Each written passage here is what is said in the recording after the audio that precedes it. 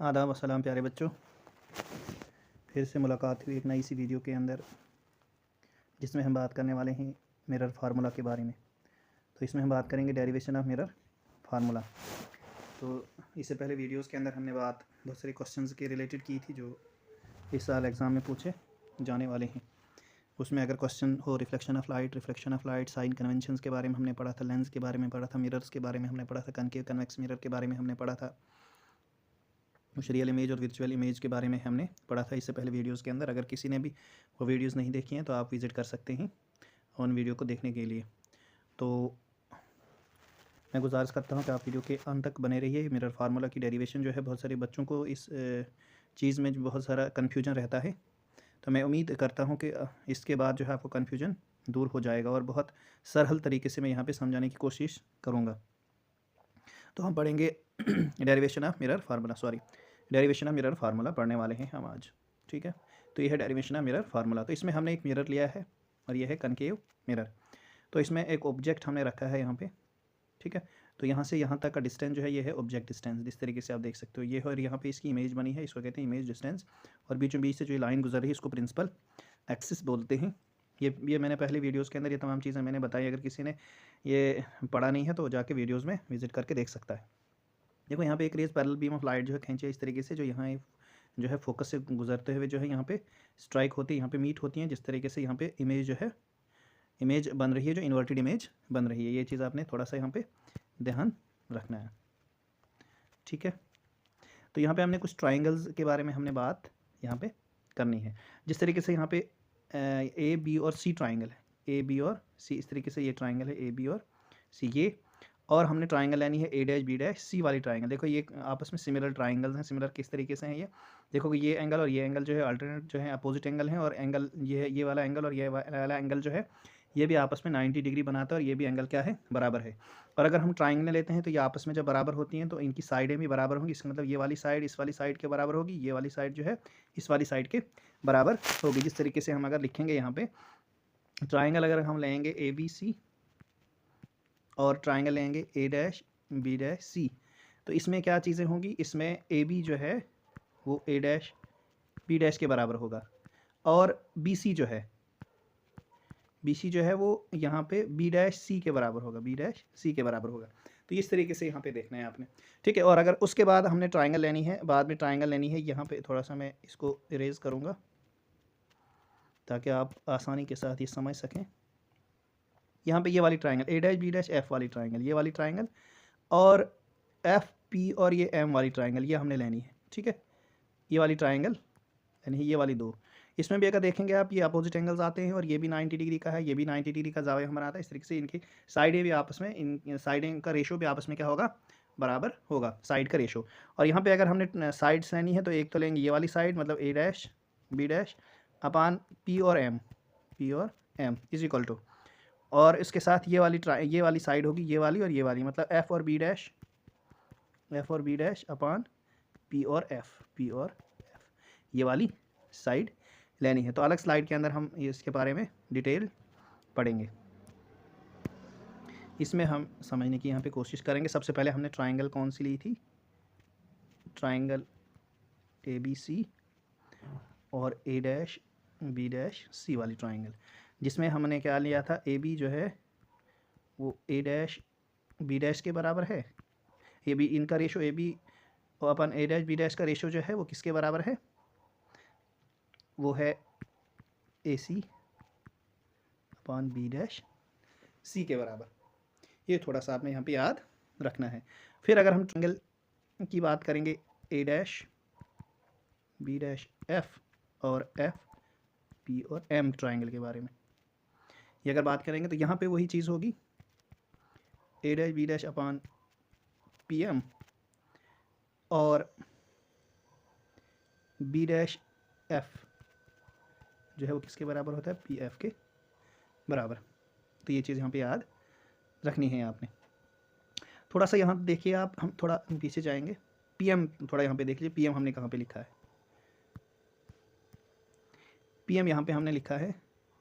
थोड़ा सा मैं इरेज कर दूँगा इसको ताकि आपको समझ आ सके, ये नज़र आ सके अच्छे से, ताकि समझने में कोई दिक्कत, कोई कंप्रोमाइज़ नहीं होना चाहिए इसमें समझने में। ठीक है।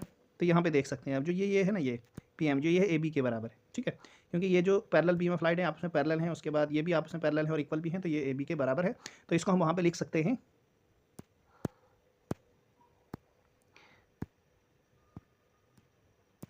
इस PM की जगह पे मैं AB लिख सकता हूँ।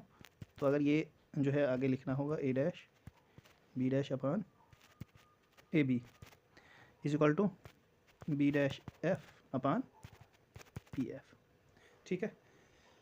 तो ये थोड़ा सा आपने याद रखना है। देखो अब A B upon A dash B dash या A dash B dash upon AB, तो इसको अगर मैं थोड़ा सा ठीक करूँगा तो इसको मैं लिखूँगा AB upon A dash B dash is equal to PF upon B dash F।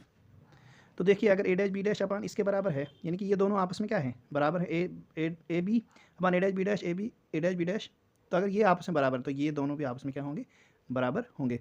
तो मैं लिख सकता हूँ AC upon B dash C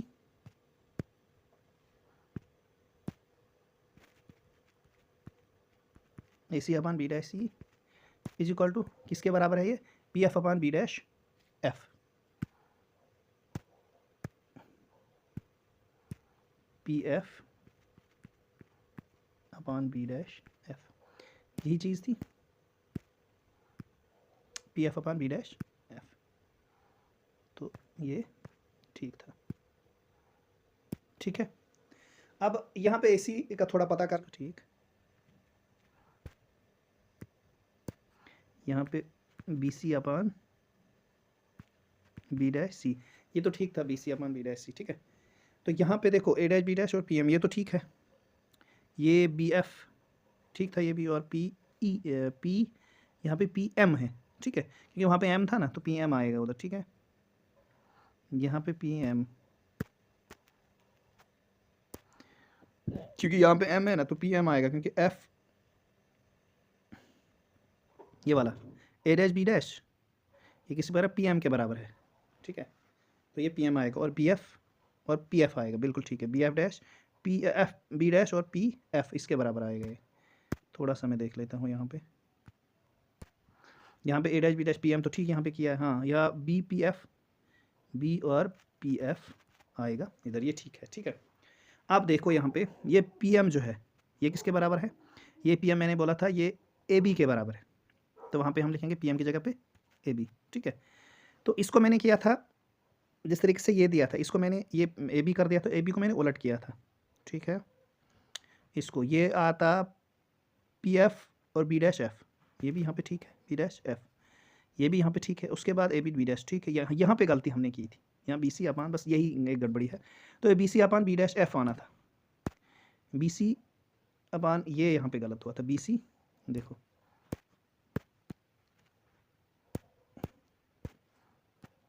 BC अपान B डैश F, और ये बिल्कुल बाकी ठीक है। तो यहाँ BC जब आना था तो BC से क्या होता है, इस तरीके से इमेज यहाँ बनी थी, यहाँ पे मिरर था, यहाँ पे B था, यहाँ पे A था, यहाँ पे C था, यहाँ पे P था, तो BC किसके बराबर है, PB माइनस BC अपान B डैश C किसके बराबर है। अब यहाँ इमेज थी नीचे, यहाँ B डैश था, तो ये C है, ठीक है। B डैश C किसके बराबर है, B dash C PC minus PB dash is equal to B dash F। B dash F देखो F यहाँ पे था ना, तो ये किसके बराबर B डैश है, ये PB डैश माइनस किसके बराबर आएगा, ये PF के बराबर है ना, PF अपान PF। तो ये अब सही निकल रहा है, ठीक है। अब देखिए साइन कन्वेंशन लगाएंगे, जिस तरीके से साइन कन्वेंशन होंगे। PB किसके बराबर है, P और B ये माइनस, क्योंकि ये ऑब्जेक्ट डिस्टेंस तो माइनस U आएगा, ठीक है। माइनस PC, P और C ये R के बराबर है, तो माइनस R। अभी क्योंकि फार्मूले का भी माइनस है तो माइनस क्या हो जाएगा, सीधे हम प्लस लिखेंगे, ठीक है। तो PC किसके बराबर है, P और C, तो माइनस R, फिर माइनस R, और PB डैश ये है माइनस V, और क्योंकि माइनस प्लस हो जाएगा तो मैं प्लस सीधे V लिखूँगा, ठीक है, is equal to PB dash तो क्या आएगा, माइनस V, PF तो माइनस इंटू प्लस, क्योंकि माइनस फार्मूले का है और F माइनस भी आएगा, तो ये प्लस सीधे मैं F लिख लूँगा अपान PF तो माइनस F। ये है अब सही निकल रहा है, ठीक है। तो अगली स्लाइड में हम लिखेंगे, क्योंकि F जो है इन दोनों से ज़रब में हो रहा है, क्योंकि यहाँ पे F जब U के साथ में मल्टीप्लाई करूँगा तो ये माइनस प्लस बनेगा, तो आएगा FU प्लस पहले आर को हम कन्वर्ट करते हैं यहाँ पे, ठीक है, पहले आर को हम कन्वर्ट करेंगे।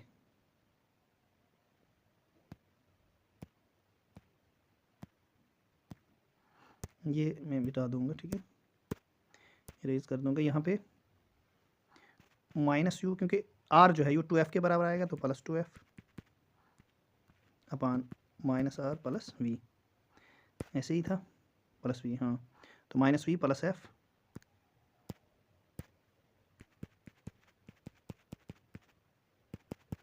माइनस एफ, ठीक है। तो आप ज़रा दे दीजिए आप। ओ, ये इसको भी, इस माइनस आर को भी यहाँ पे हमने कन्वर्ट करना था। एक सेकेंड, यहाँ पे आएगा 2f माइनस 2f, तो कर दीजिए अब आपस में। f को जब लगेगी इसके साथ ज़रा, तो ये आएगा माइनस माइनस माइनस प्लस, तो F you plus minus minus, तो 2f का स्क्वायर, इसको साथ पहले 2f स्क्वायर को देंगे इन दोनों के साथ, फिर v को दूंगा मैं इन दोनों के साथ, तो माइनस माइनस प्लस 2fv, ठीक है, और प्लस माइनस माइनस आएगा 2f का स्क्वायर, 2f का स्क्वायर। फिर यहाँ पे फिर v से देनी है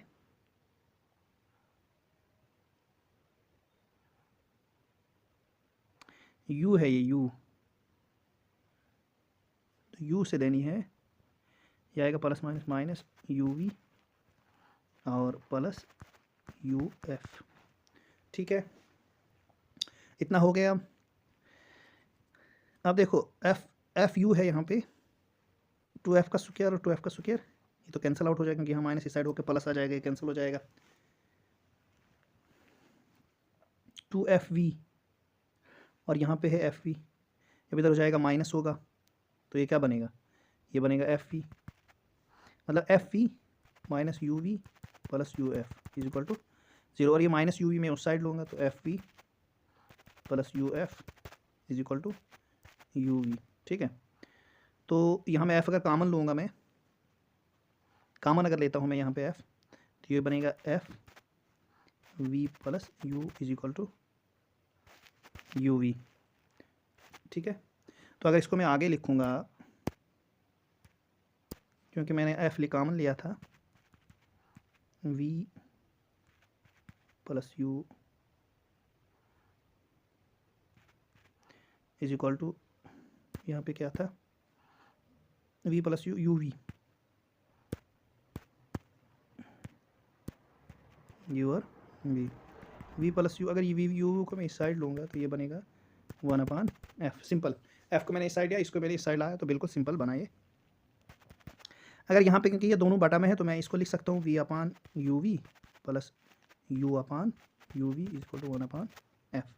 तो यहाँ पे v और v कैंसिल, u और u कैंसिल हो जाएगा, तो ये बनेगा 1/u plus 1/v equal to 1/f। तो ये था मिरर फार्मूला, ये यहाँ पे आपने देखा होगा, ये सारा था मिरर फार्मूला।